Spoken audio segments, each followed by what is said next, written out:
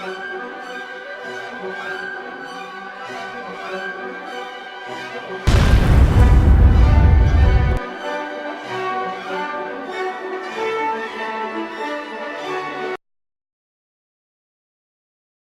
everyone, welcome to Fiaura the Tank Girl, and this is Tank Academy, Volume 1. So what this series is going to be doing is every Friday, I'm going to be, instead of a regular replay, I'm going to be posting a Tank Academy game for World of Tanks.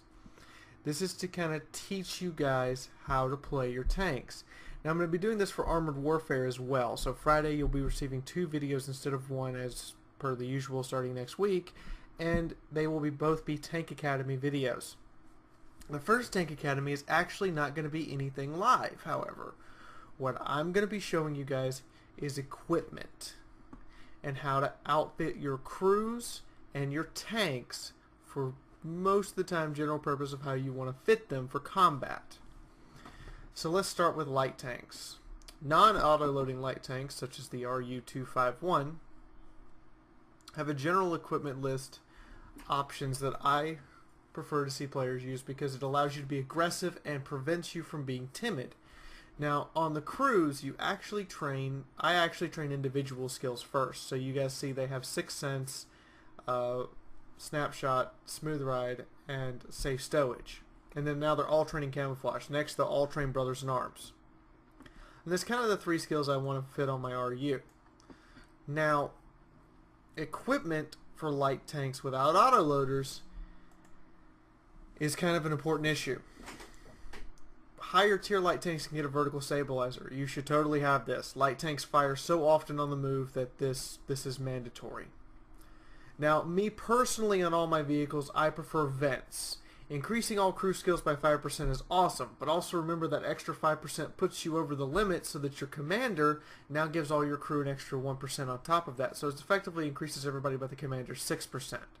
And people go, well, 6% isn't very much. 6% is the difference in life and death when you're trying to reload your gun and pray it loads before the enemy. Also, 6% increase in your gunner's aim time is more than what Snapshot gives him at 5%. 6% in your driver's ability to turn the tank is more than the 3% that clutch braking generates.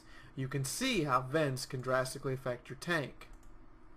Now, the other options other than vents for light tanks, I prefer to see coated optics on people because binocular telescope and camouflage net encourage camping. But if it's your play style, then do it. But remember, you have to still be aggressive. You still have to be at the front line in front of most of your allies in order to properly scout. So take it for what you will. I build my light tanks for pure combat purposes, and that's me. I want a light tank that can both snipe and get in there and beat the crap out of you. So that's why mine are set up with this set of equipment. Now all light tanks, if they can equip it, should have a rammer. Every tank should have a rammer. Increases your DPM and decreases your reload by decreasing your reload time. That is a life-saving element. Every tank that I own that can have a rammer has one. And the vertical stabilizer, if your tank can equip a vertical stabilizer, go ahead and equip it. It drastically increases your accuracy and is much, much more useful than just about anything else you can do. Now, some light tanks you equip differently, such as your auto-loading light tanks. I can't take a rammer, so I automatically put coated optics in. This gives me an effective view range of 400 plus 15%. On top of that, because my commander gets the 5 and then this gives me an extra 10, so just into the 445 range, 460 range, something like that, which is really good. I mean, it's beyond the maximum possible range you can scout a tank. You can spot a tank, which is 440 meters, which means I'm canceling out people's camouflage value to some degree beyond that range. But that's kind of how I equip auto-loading tanks. And then there are special tanks. The T-49, for instance, the rammer is this is one of the few vehicles I will tell you don't equip a rammer. It's useless. Extra 2 seconds off your reload time, not really useful. However, equipping an enhanced laying drive and a vertical stabilizer, knocking your effective aim time from 3.6 to 2.6, a full second off of a light tank that has a really long aim time, very useful. So it's one of the few tanks I go, skip the rammer. I know it doesn't have an auto-loading gun, but seriously, skip the rammer. This thing is set up for accuracy, because if you miss a shot in the T-49, you're probably dead anyway. Every single shot in this tank has to count. So rather than worry about getting the number of shots, I instead go for making sure those shots hit. Now, the only other variation I have for light tanks is the Scout build for light tanks. I prefer this on the AMX 1390. It's a tier 8 light tank. It has one of the best, if not the best, light tank camouflage ratings in the game. It is an auto-loader, so you automatically don't have to worry about a rammer. It's not going to help you. I equipped the vents because that decreases your reload speed, or decreases your reload time, just like any other tank. This is another reason why you equip vents. It's the only way besides a rammer to get a faster rate of fire. But it also increases your it increases all your crew skills all over. So that's camouflage, handling, everything that the crew can affect, this increases. That's why every single vehicle I have has it. You see, I only list a few vehicles. That's because it's class 1. It's different class for different weight of vehicles. You have class 2 and 3. Now the Scout build that I use for my 1390, and you guys see how aggressive I am in this thing, is camouflage net binocs. That's because when I stop to spot, I'm kind of waiting and I'm kind of planning out how I'm going to ambush somebody, because this really is an ambush type tank. You want to wait until the enemy is isolated, find that lone isolated guy and jump on him. So I am also, the camouflage net doesn't just affect you when you're stationary, it also affects you when you're mobile to some degree. With full camouflage, and I do believe this is Sister of Steel on this crew. Yes, it is Sisterhood of Steel, because this is one of my female crews. It basically means this tank is virtually invisible. You guys have seen on live stream and in YouTube videos where I am 170 meters away in an open field going full tilt and nobody sees me. You've seen me fire shots in open fields from 200 meters. Nobody sees me. That's because this thing is that well camouflaged and I take advantage of it. Now I'm going to move on to medium tanks. Medium tanks are kind of a different animal. I say kind of, not really. Combat medium, same loadout. Vents, rammer, stabilizer. However, spotting medium, I do believe this is on my Leopard, I trade the rammer for coated optics. That's because mediums still have to remain mobile. It's in their best interest to keep moving, so why get binocs when I know I'm going to be moving? I'd rather have something that works all the time. I can't answer him right now. I'll answer him whenever we're done here. So that's the other variant. Now you also see combat medium. Basically, yeah, mediums. Most mediums you'll equip this standard, because you're going to constantly be moving, but you want to take advantage of the fact you're a medium tank with a longer spotting range, and at the same time you know that your DPM is your saving grace. Your alpha damage is not your saving grace. Your damage per minute is. Now tanks that cannot equip the vertical stabilizer, i.e. it's not high enough tier for them, I recommend actually equipping, here it is, we're going to start with a heavy autoloader for this one,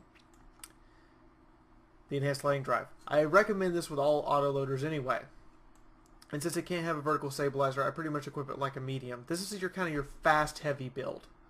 You know you're a heavy tank, but you're fast and mobile like a medium, and you don't have a lot of armor. This works really well with the FCM, is to give it the landing drive, optics, and the vents, so that you can outspot enemy heavies while at the same time maintaining the capability to take advantage of your mobility. If you can't equip a vertical stabilizer and you want to focus on actually damaging your opponents, I definitely recommend the enhanced landing drive.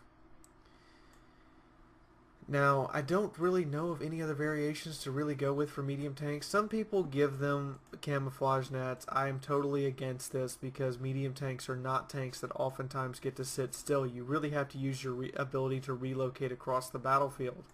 As you guys can see, almost all of my medium tanks either have the combat build or the scouting build. Either way, they're not going to be equipped for anything else other than battle or scout.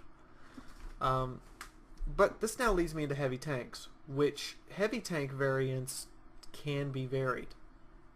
Let's start with a non-alpha damage, non-super heavy tank. Pretty much you equip this like any other straight combat vehicle. Stabilizer or enhanced landing drive, vents, rammer. Nothing special here. You want to increase your damage per minute, you want to increase your reload speed, and you really just want to be able to hurt things. Now, the next option goes to auto-loading heavies. Combat auto-loading heavies get the, not only do they get the vertical stabilizer, they get the enhanced laying drive. This is a T-57 heavy. It is made to brawl it out. I know that my spotting is not going to be my primary advantage, but with this enhanced laying drive, I can almost just hold down the trigger because the 2-second reload on the auto-loading gun is too quick. You will actually increase, see 2.9 aiming time, you'll actually increase the size of your aiming reticule.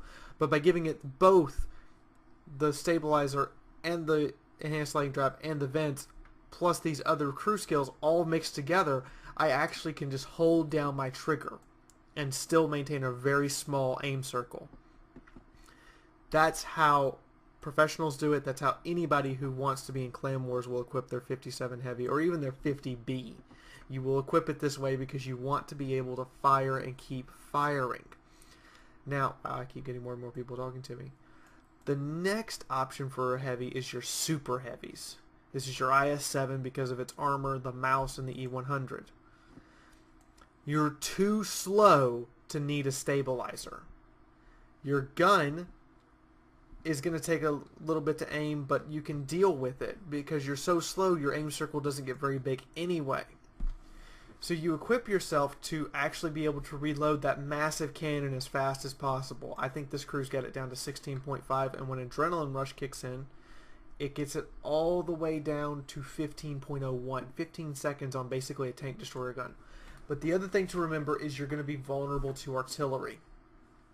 And this saves you. 50% extra armor and 50% reduction in crew injury. So basically, if an enemy already hits the front of my turret, I have 300 millimeters of armor to resist the shell. If he hits the front of my hull or even the sides of my hull, I will have almost 400 millimeters of armor between the side skirts or this frontal slope to resist the shell.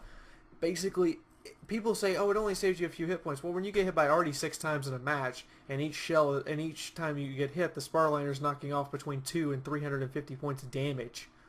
That adds up really quick. So I recommend for your super heavies, you forgo a stabilizer, you get your super heavy spar liner. That's my recommendation. I have one on my low. I have one on my E100.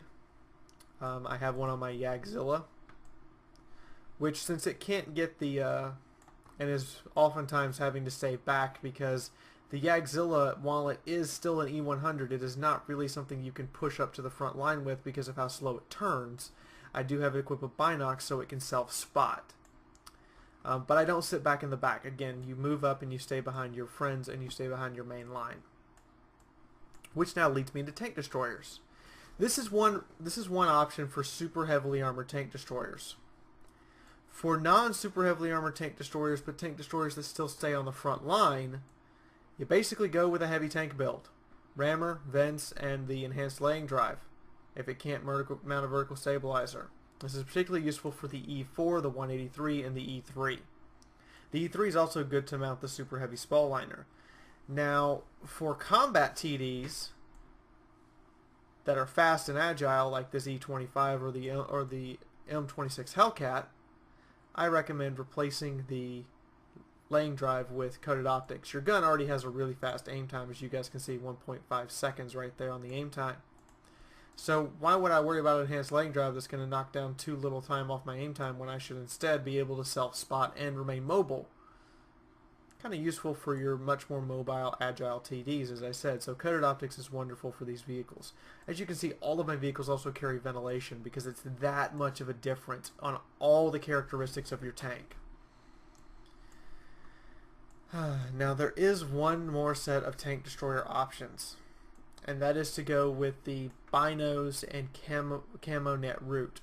I do not encourage this route ever. It encourages too much camping, and by the time that a lot of players, it takes a delicate balance really for the binos and camouflage net route, because you have to stay close enough to the front line that your binos can spot, and anything that is spotted you will be able to shoot. But you have to stay far enough away that you're not going to get shot. You see the problem? Because the moment you're spotted, you're probably going to get shot. So you have to find that very delicate little place to sit between. So I just don't do it. As you guys can see, all of my tank destroyers are virtually equipped for combat. They are equipped to be at the front line, because it's scary to have that big massive gun sitting right on top of you. It's nice of you to send the friend invite, but I'm actually recording. So that's kind of your equipment list. Now, crew lists. I kind of went over this a little bit before, but crew lists vary based on tank type. Light tanks, crew skill. Since you have to train 6th Sense first anyway, you may as well go ahead and train a crew skill on the entire crew. Camouflage, Brothers in Arms. Those should be your first 3 skills, period. Brothers in Arms is that much important. And everybody's like, well, vents aren't important, but Brothers in Arms is. To those who say that, I look at you and go, vents actually affects your tank more than Brothers in Arms. Why would you not equip vents as well? I keep harping on this. All of my tanks have ventilation. That's how important it is. It improves all of the qualities of the vehicle, but the actual armor itself, and I can't argue with that. But you get camouflage next, because light tanks without camouflage are very vulnerable. With camouflage, you can move in open fields sometimes and not even be spotted if you're at mid to long range. And then you get your basic crew skill as your first skill. So I recommend for any tank that's going to have to be really mobile, you get Snapshot and Smooth Ride, and you go ahead and get Safe Stowage, because getting ammo rack sucks. Preventing yourself from getting ammo racked is a good idea. Medium tanks, I recommend a different route. Your camouflage is more important to you. So I actually train 6th Sense and then have everyone else train camouflage. When we flip over, he'll train camo, and then everyone else will train their individual skill that, like, the commander has already done. But that's what I recommend for medium tanks, and then you get your Brothers in Arms. Now, heavy tanks are a different animal. Camouflage is useless to you. In 90% of cases, if not all cases, camouflage is pretty useless. So instead, crew skill first, whatever their individual skill you want is. Again, I recommend Smooth Ride, Snapshot, Safe Stowage, and 6th Sense. Brothers in Arms as your second skill. That will improve your heavy tank in ways that you couldn't even imagine, and will also help prevent people from circle strafing you by making both the turret and hull traverse quicker. It'll also increase your damage per minute, and you're a heavy tank. Your real objective is to output damage. Other than that, your objective is to take damage. That's kind of what you do. And repairs. Switch out your camouflage for repairs, because being tracked in a heavy sucks. Also, heavy tanks that oftentimes will have multiple modules get knocked out in a single fight, so it's to your advantage to be able to quickly repair those modules. Now, tank destroyers, I train like medium tanks. As you guys can see from my 183 crew. 6th Sense, everybody else trains camo. I actually get Brothers in Arms second, and then the commander goes back and trains camouflage while everybody trains an individual skill. That's kind of how tank destroyers work. Is you want your camouflage first, because invisibility is your life-saving goal, and then you want Brothers in Arms because that will improve the quality of the tank, since you're not really having to run around as much, and you're not really having to move as much or aim as much, and most tank destroyers don't have turrets, so Snapshot isn't particularly valuable to you. Go ahead and train your Brothers in Arms, and then get your individual crew skill. There are some, how should I put this, there are some tanks that this is different on, but they're few and far between. KV2, for instance, isn't different. The IS-3 is train it like a heavy tank crew. And that's kind of how you want to train your crews. I've given you guys info on how to train your heavy, your medium, your light, and your TD crews. I've also shown you how to do your equipment setup. Now, there's a last feature about the setup of all tanks, and this kind of applies across the board. And I'm going to show you guys 2 different setups for your actual consumable items. Consumable items are ammunition and consumables. Now, for low penetration preferred matchmaking tanks, such as the IS-6, the E-25, those of you who actually own them and before they go completely off sale, I recommend about 35 to 40% of your standard AP rounds, then 30 to 35% of your APCR rounds, and 2 to 4 HE rounds. Now, the HE rounds are recommended because of the current environment with low armored tanks, such as the St. Emile, the Borsig, many of the non-American artillery. Having a high explosive round can be the difference in life and death, and it can also cause a crap load of module damage. Since they don't have a lot of armor, but these high explosive rounds do a lot of damage, you can just punch them anyway and get the extra damage enhancement. You will see this on my IS-6 that I have it set up that way. You will see this on my E-25. The reason for so many AP shells is to make sure you make money. Learn to use standard AP shells, guys. It's more important that you learn to use that than to keep using gold shells. Because learning to use your standard AP shells, learning how to hit tanks, which the next Tank Academy will be a hitbox Tank Academy to show you guys where to pin tanks. But learning to use these AP shells will teach you valuable lessons, and more importantly, will make you less reliant on gold. And when you have to use your gold shells, you will actually have a much higher probability of pinning your target.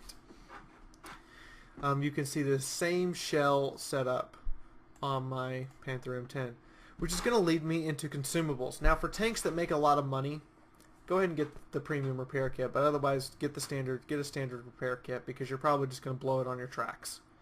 80% of my repair kits go into my tracks to avoid taking more damage. Every tank, go ahead and put your large first aid kit. It saves your crew 15% of the, it gives your crew an extra 15% of the time save.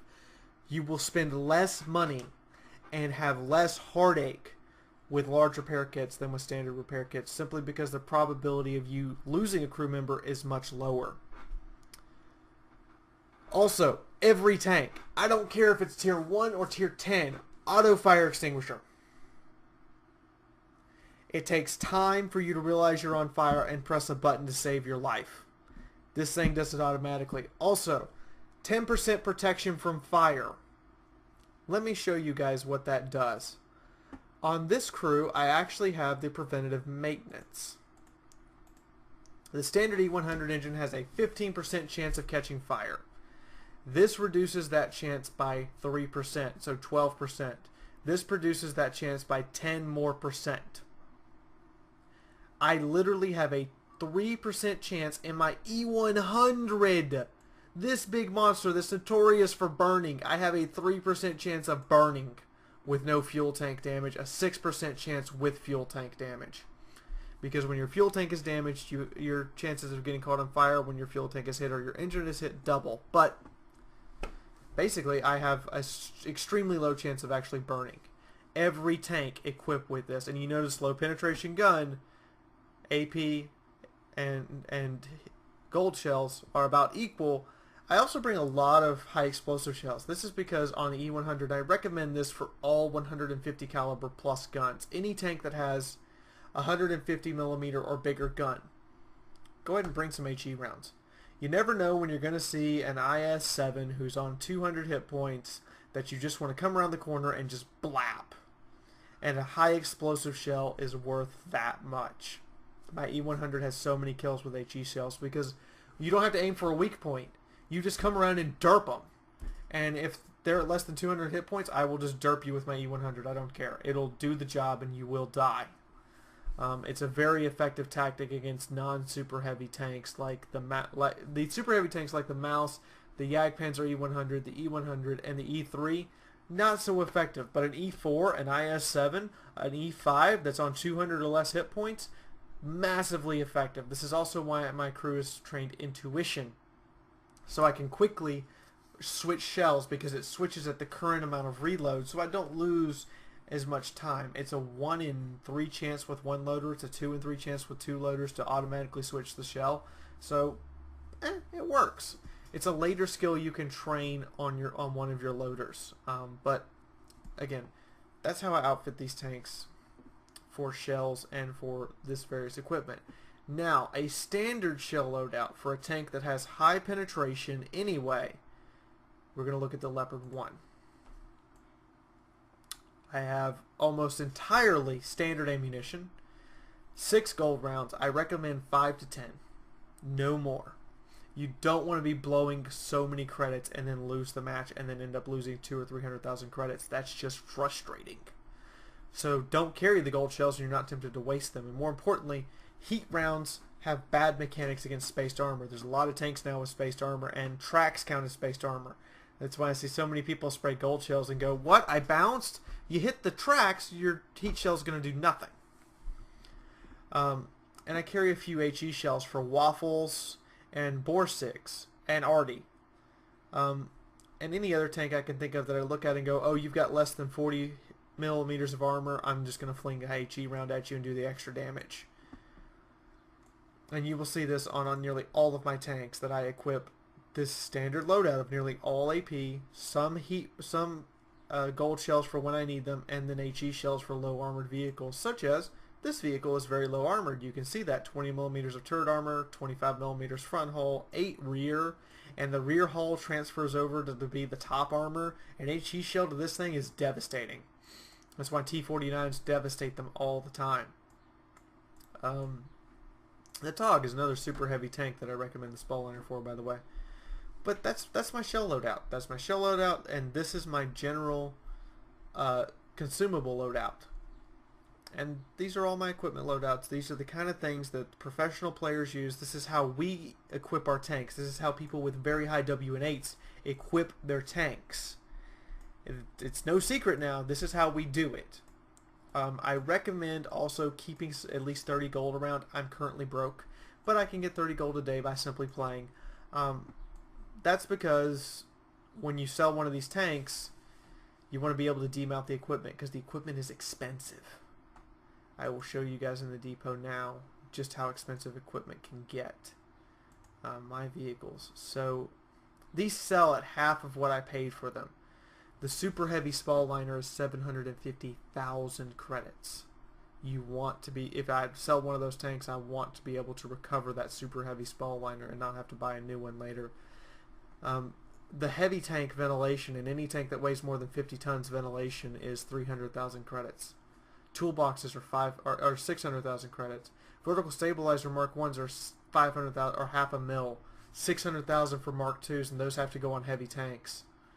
So you want to keep some gold around just so you can play with. Now the only exceptions are binocular telescopes and camouflage nets do not require demounting.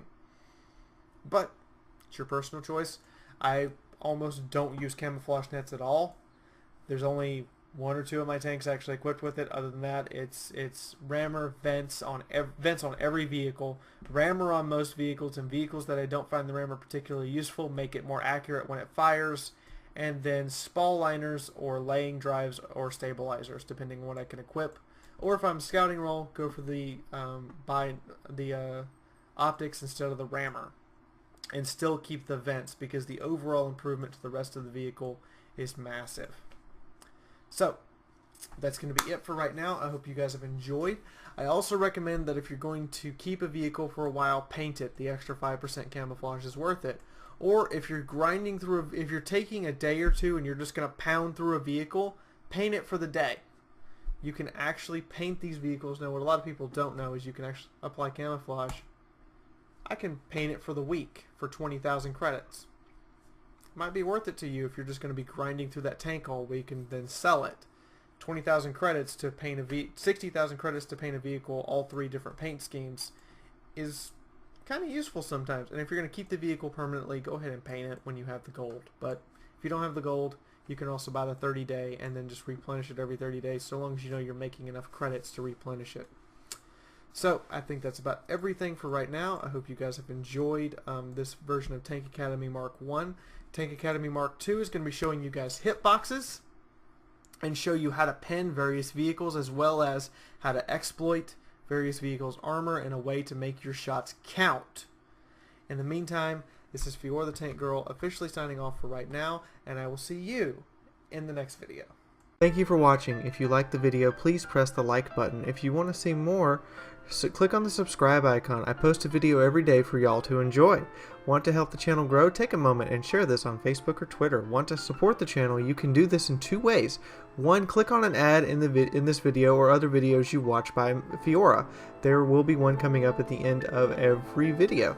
This is how YouTube pays its creators for the clicks on those ads.